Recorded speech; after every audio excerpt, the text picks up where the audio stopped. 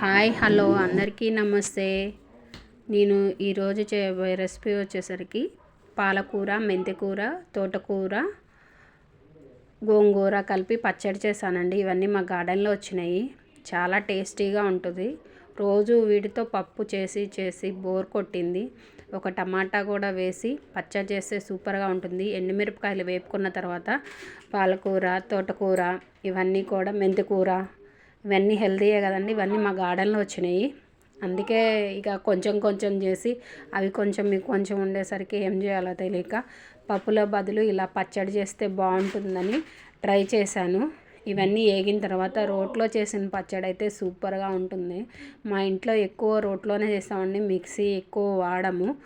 ఈ విధంగా రోట్లో చేసుకున్న పచ్చడి తింటే హెల్త్కి హెల్త్, మనకి ఎక్సర్సైజ్ అవుతుంది, ప్లస్ హెల్త్ కూడా మంచిగా ఉంటుంది. ఇవన్నీ గార్డెన్లో చేసినాయి కాబట్టి హెల్తీగా ఉంటుంది. ఈ విధంగా చేసుకొని ఒకసారి ట్రై చేయండి. Thank you. Subscribe my channel. Like చేయండి, షేర్ చేయండి, కామెంట్ చేయండి. Thank you.